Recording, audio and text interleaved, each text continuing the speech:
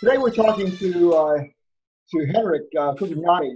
Henrick is in Malawi, and actually, what's really interesting about Henrick right now is that in the club we have collaboration between both sponsor clubs as well members with sponsor clubs as well as host clubs. For instance, with Henrick, he's working with Jessica and Heidi in Denver, and that's really kind of a novel idea. And I think it's really good that we all begin to know that even right now in the club, we have that relationship. But anyway, I'm going to give this podium to Henrick and let him talk to the members a little bit about himself. So that being the case, Henrick, the podium is yours. Oh, thank you, Rob, for introducing me. My name is Henrick Kunkeyani. I come from Lilongwe, Malawi. Professionally, I have a medical and public health professional background. I have worked over 19 years, having hands-on, working with the communities in Malawi, basically working with the rural poor people, working in various development programs, ranging from water and sanitation, reproductive health, and many other development projects. I've really facilitated various projects with various development international organizations, but currently I'm working with the Freshwater Project International, implementing WASH programs in Malawi. So far, for the past 4 years, I have facilitated quite a number of development programs, more especially in health institutions and also schools and also in communities. I should say we have 3 thematic areas targeting rural communities, schools, and also health facilities. In my professional career, I've seen so many challenges, while I can also mention quite a number of successes. Some of the successes is that we have seen a number of communities accessing safe drinking water. Currently, I can say it's over now 1,000 population. And we have reached as many communities where some of the development partners of the government were not able to reach, which is another great achievement so far. We have also facilitated implementing WASH programs in health facilities where most of their WASH water supply and sanitary facilities were dilapidated, but they were failing to fix them. We have also done quite a number of projects providing water supply to schools, primary schools or elementary schools where they do not have access to safe drinking water for the children. And these are some of the challenges, these are some of the successes, but challenges. Working with communities in Malawi can be quite a big challenge. Why? Because of infrastructure system. We are talking about issues of roads. We have communities, 90% or 80% of the communities are living in rural areas, and accessing such communities can be a challenge in terms of roads. But with passion and perseverance, we are trying our best. And also, issues of culture can be also a challenge. Some communities have different cultures which can be limited to some of the efforts that we want to achieve. And these can be mitigated by a lot of awareness and also a lot of motivation to motivating the communities. But also you should understand that Malawi has quite a number of challenges in terms of economics. Basically, I should say 60% of the communities are poor. So there are so many issues economically, issues of electricity, issues of inflation, and so many things. They are really a challenge. And also issues of water supply, even in the cities and also in the communities, still remain unmet need. So there are quite a number of issues. So I'm trying to work with these people to ensure we provide access to such, a needed thing like water. As we usually say, water is life. And what has motivated me to join the club or the e-club, I have worked with the members who have been in Rotary clubs from Malawi, United States. And these are the people that have motivated me, not only by saying I should join, but by seeing what they have done, but by seeing what they are doing. And their passion has moved me to another step to say, let me join them and be part of it. So my interest is to be part of the club. After all, eClub is like engaging everybody across the globe. So I would engage people from New Zealand, Australia, United States, Canada, everywhere, and learn more about what they are doing and their passion to support the needy communities. So this has always been in my heart to say I should be part of it. So that is one of the issue, that is one of the interests that made me to join the eClub. And I enjoy and I would prefer to really be part of that. So you talked about working with other clubs and all that. Have you been involved with matching grant processes at all, as far as the paperwork of developing matching grants and closing them out with Rotary? Yeah, I've ever been part of that. I work together with Heidi and Jessica and many other friends of mine from Denver, United States, in coming up with the development proposals, matching grants, which we usually work together with our local club in Malawi, but also another maybe local club in Denver, and matching with a district, grant and so forth. So yes, in a short, I've done that together with my colleagues Heidi and Jessica. So you see yourself as a resource as far as developing matching grants?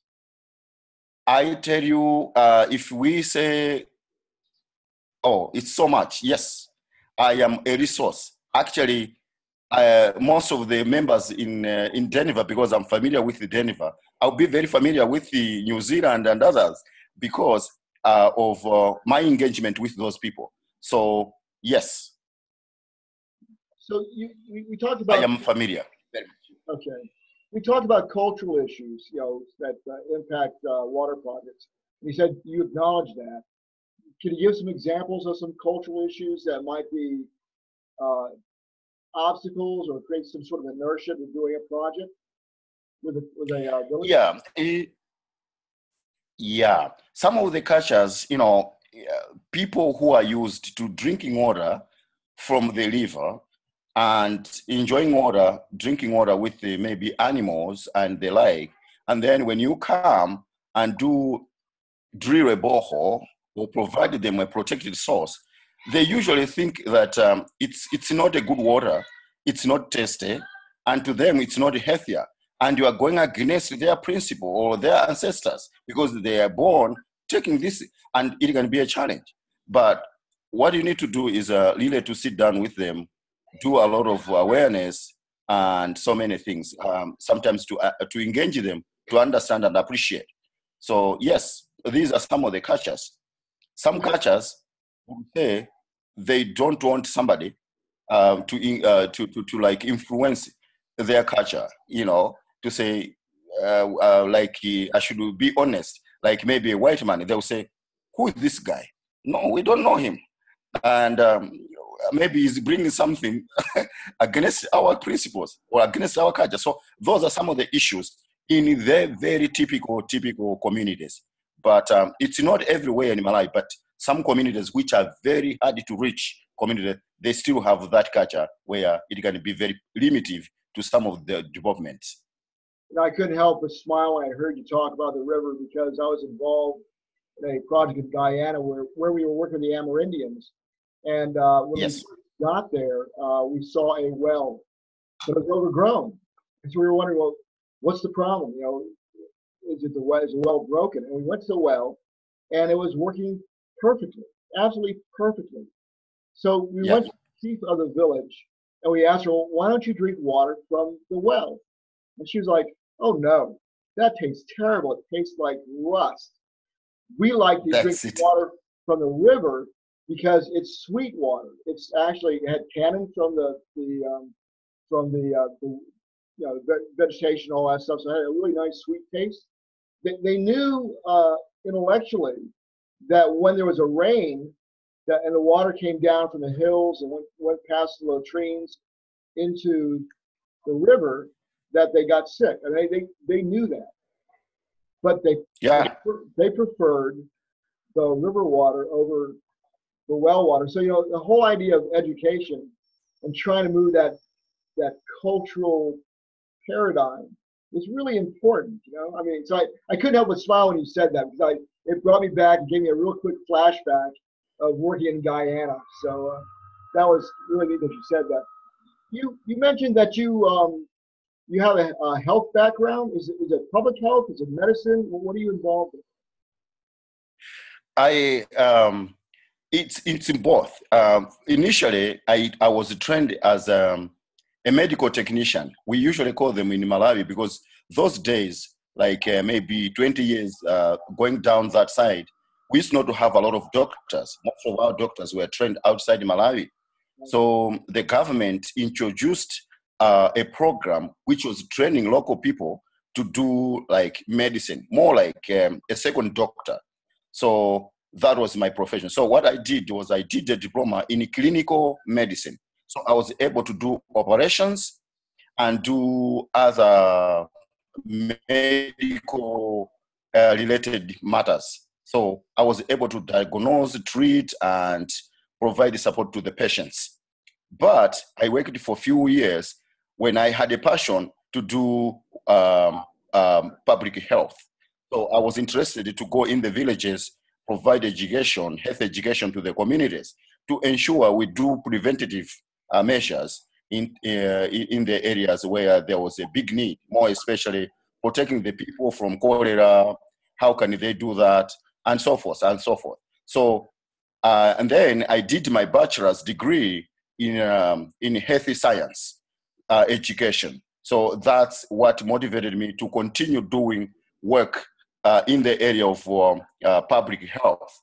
And with this combination, I think it has helped me so much to reach as many people, but also to provide effective health education to the communities, because I am looking at both sides, medically, but also public health. Those are the areas. And currently, I'm doing a master's in development practice with Regis University in Denver, which is focusing on development issues. So my profession, basically, I have quite a number of postgraduate fellowships and diplomas in development work. So in terms of doing projects, I think I'm really very familiar. I've facilitated so many development programs, big, massive projects with the maybe $1,000 or $1 million in Malawi. So yeah, in a nutshell, that's what I can say. So you're really approaching the water issues from a health perspective, a health professional perspective, more so than an engineering side. Is that correct? Yes. Session in this area, because I've done a fellowship in water and sanitation in the United States. So we have engaged the water engineers from the United States, but also working with the Malawians to really like work together and look at how we can mitigate some of these challenges together. We need professional, experiences of various people, like Rotarians. They have done a lot of work. How can we use both of them to make a change, to challenge such challenges in Malawi? So yeah, we are engaging various, people who can effectively contribute to our programs to effectively meet the needs of the people. So do you do health efficacy studies to see how effective the technology or the program is in those villages? Kind of a post evaluation of what's happening in that village? Yes, yeah. Basically, our programs looks at before we do any implementation, we do an initial assessment to see what are the current technologies being used.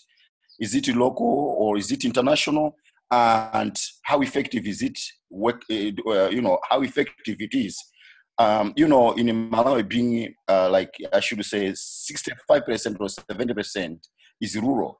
What technology is working better? because these other technologies can be very limited to some of the implementation of programs because they are not user friendly by the locals. And also we are looking at the issues of technology, but also literacy levels. So in communities in Malawi, there are quite a number of technologies that are working, and there are also some technologies which are very strange, but they cannot work. But also there are some opportunities where we can use some technologies which can be effective if we do a lot of education and also involve the locals to get to be part of the system.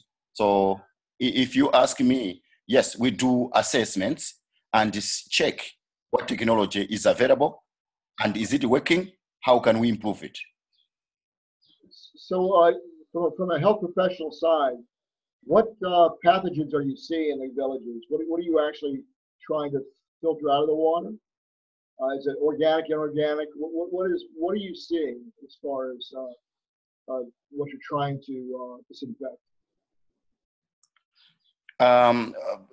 Can you rephrase your question? Sure. I guess the question really is what, when you look at your water quality, yes, what bacteria, viruses, worms, what are you seeing mainly in the villages around Malawi?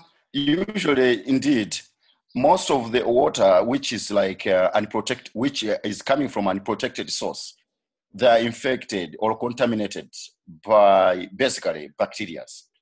And in some cases, like chlamydia, Escherichia coli, and sometimes even because of cholera issues, those bacteria that causes bacteria, those bacteria that causes cholera, but also very few in terms of viruses. But basically, it's bacteria. We cannot talk much about contamination related to minerals and the like because we don't do a lot of mining, and because most of the water is from the shallow, from the rivers, and most of our mountains do basically not as much. They do not contain a lot of minerals. However, there are some areas where we can easily get water from, like which is salty, saline water. It's very common along the lake and along the main river banks. Those are the areas where they are really having a little bit of challenge and they need their water to be treated to ensure it's consumable and also safe for drinking to the communities. So in a nutshell, bacteria are very common in terms of causing water-related infections, with little in terms of viruses. So it's a part and parcel. It's part of the sanitation problem too. Is that what you're saying? It's not just water; it's also sanitation. Yeah, generally, water in Malawi, groundwater is considered to be very safe, except in a few areas which I've just mentioned. Some areas, yes, we cannot do the drilling unless we do surface water, like harvesting and doing like gravity fed and so many things. Those technologies are happening in Malawi in some communities, but generally groundwater, when you do a drilling, it's considered to be very safe. However, most of the water, surface water, is contaminated, basically, because of sanitation issues, people defecating, animals, and all sorts of things. So these things, when they are washed during rainy season, they are contaminated. So do you even test the water coming from the wells, the pumps? Yes, we do the testing. We usually work, in most cases, we usually work with the government people because they have the standards. So we usually make sure we use their standards and they get part of it so that they can provide the support, necessary support, so that we maintain the standards. So when it comes to testing, yes, we ask them to come and test the water, if it is safe for consumption, and so many things. Even before we do the drilling, because we have a drilling machine like freshwater, so we usually ask them to go around to do like geophysical survey to really assess where they can spot water. And once we do the initial strike, then we do the test of the water, if it is really consumable, if it contains some minerals and so forth. So those ones, we usually work with the government to ensure we sustain the standards. Well, you mentioned government as well as Rotary. Are there other partners you work with? Yeah, we work with various partners, development partners like NGOs, bilateral, multilateral, more especially those who are also interested in working in the areas of WASH, water, sanitation, and hygiene. So like in Malawi, we collaborate with UNICEF because they are doing a lot of WASH programs targeting schools. We work with USAID. They do a lot of WASH programs in health facilities because they do a lot of maternal and neonatal health issues. And as I've already said, water in health facilities still remains one of the challenges, particularly in rural areas. And we work with the other local organizations, basically local established organizations, which are also doing similar works, or they are advocating. They are involved in advocacy, working with the communities to sensitize and mobilize them to ensure that they understand why we are implementing such issues and what is their involvement and their contribution, and as many as possible. So yes, we work with the various development partners across the board who are familiar with what we are doing also. It's interesting. I just finished talking to Dr. Beatrice Chisanga. She's currently in the United Kingdom, but she does a lot of work in Malawi as well as other African countries, as well as in the cities. She's got a real urban focus, and she talks a lot about dense population and sanitation and water and all that. It sounds like, if I understand correctly, that your focus is more on the rural side. Is that correct? We do both. We do water, sanitation, and hygiene. Our main issue is to comprehensively take this issue because it's a big challenge. And that's what we are doing. Both in schools, when we are doing WASH in schools, we are also providing a source of water. We support construction of pit latrines. And also for girls, we are also focusing on menstrual hygiene. These are the issues because we observed that there were a lot of absenteeism of girls due to menstrual issues. When they're having their issues, if somebody is missing a class for 1 week, it means it's a big loss. So we are doing that. My program is focusing on that. Jessica and some interns from Geneva, we have been doing a lot of trainings in Malawi. They have been coming like for the past 3 years. I've been working with those people. We were engaging a professor from University of Denver who could bring some of the interns in Malawi and do a lot of assessments and a lot of trainings together with the local. We are also focusing on hygiene education at all levels, community, the schools, the health facilities, to ensure we reinforce the existing structures and that how can they maintain issues of hygiene. So we are comprehensively doing everything. And even at health facilities, we are also focusing on the issues of sewer system. That's why we are engaging the engineers from the United States to really check what is the issue in terms of sewer system at these facilities. How can we improve them? How can we sort them out? Because some of them, they are not working, and those are the issues that we are focusing. So if you ask me, we are doing a comprehensive. But because water is a big need, sometimes we focus on issues of water, and then we look at the next step. It could be sanitation, and then hygiene. So that's how we do it. So you're actually doing both, doing the projects both in a city environment as well as in the rural areas. And it doesn't make difference. It's really, you just take your act to wherever the need is. Is that pretty much it? Yeah. And also one thing that I forgot to tell you is that in Malawi, there is a little bit of, a lot of trees are being cut down because of so many factors. So we are also trying to work with the communities. Wherever we are doing our project, we are also ensuring that the community should replant the trees So we are trying to work with the local communities to ensure there is a afforestation projects, providing trees or providing seeds so that they can do the nurseries for tree planting. And we are trying to focus on at least per family, so that we could say each family can have 10 seedlings.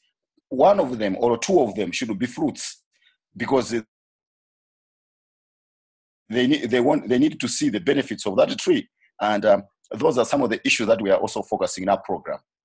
Well, interesting enough, restoration of watersheds, reforestation and restoration of watersheds is very important to water projects in general. It's more of a large scale issue. I mean, obviously when you talk about getting water to a community, that's more a micro or smaller scale. But if you look at the bigger picture, not that we want to get too far out that much, but the reality is that watershed restoration, reforestation is part of the problem sometimes. You are true. You are very correct. And that's why we thought we need to get involved in that, because we can't just provide a water source when we see that there is a problem in terms of conserving the catchment area in terms of trees, and they like to conserve it. So our program is also focusing on that. We feel we could still do more as we go along. It's funny. Earlier on in your talk, you alluded to technologies, right technologies, wrong technologies, and all that. And anecdotally, for you and I, we had a great example just about 12 hours ago when I initially tried to get a hold of you, because there was a national electrical power problem, or basically you had an outage, and you and I really could not conduct the talk because things went down. And it's funny because a lot of Rotarians, they'll go to these houses of friendship and they see these really fancy machines with all these bells and whistles, and they can do all these things. It's got all this ozone, it just all this stuff's happening. It's all tied to electricity and all that stuff.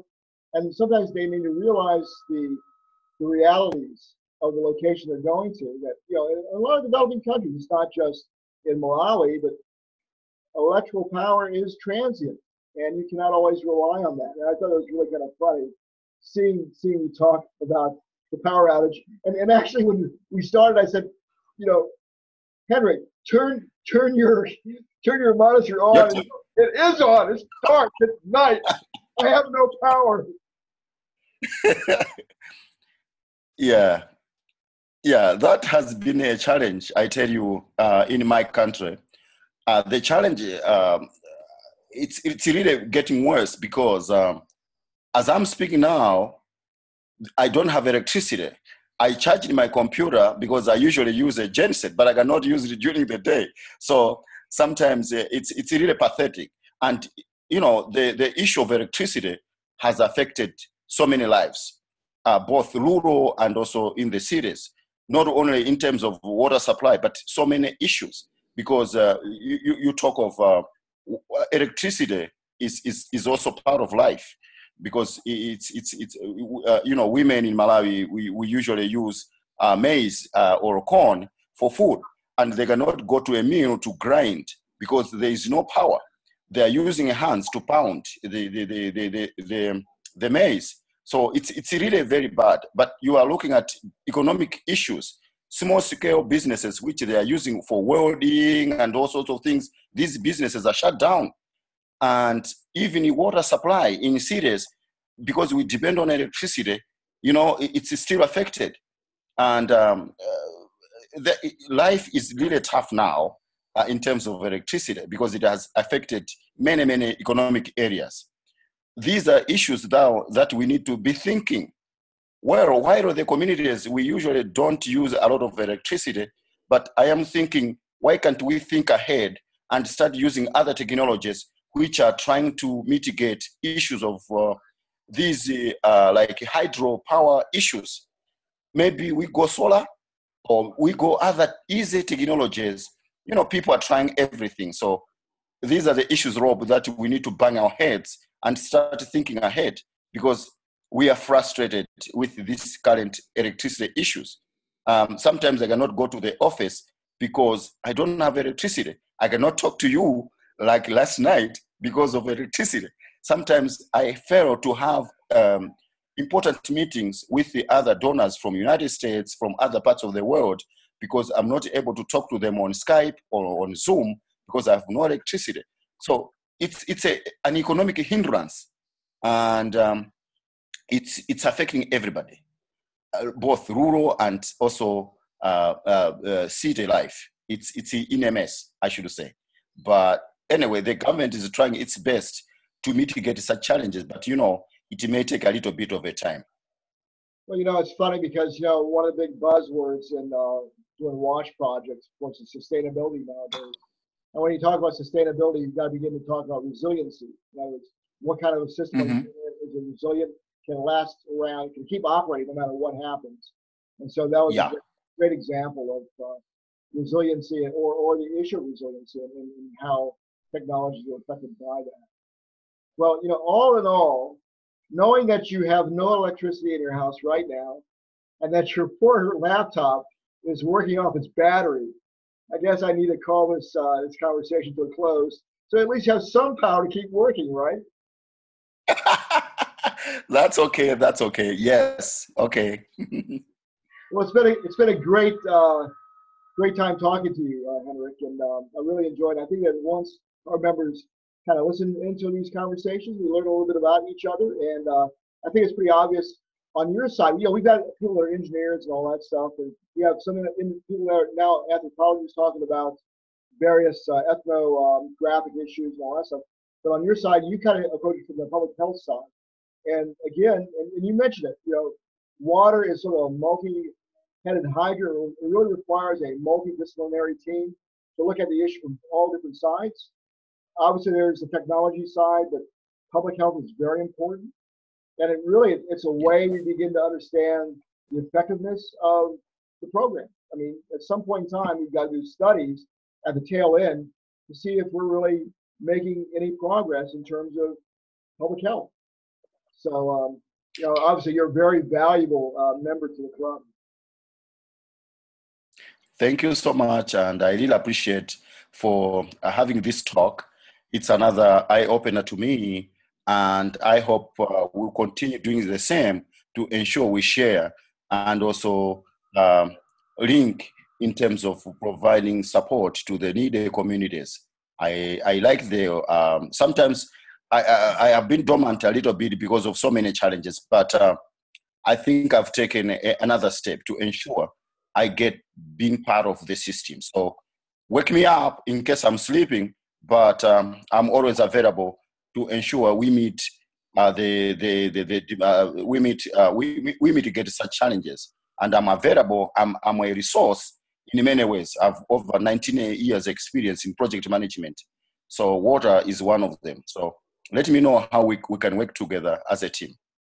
Well, you really have inspired me to talk to both Heidi and Jessica and see how the three of you collaborate on a project, because they're all part of the team. And the question really is, how do you all work together as a team to put out a project? So that's going to be really exciting. So I guess if one of them is watching this video at some point in time, it's going to be a warning that I'm heading in their direction at some point in time and making them do the same thing that you're doing right now.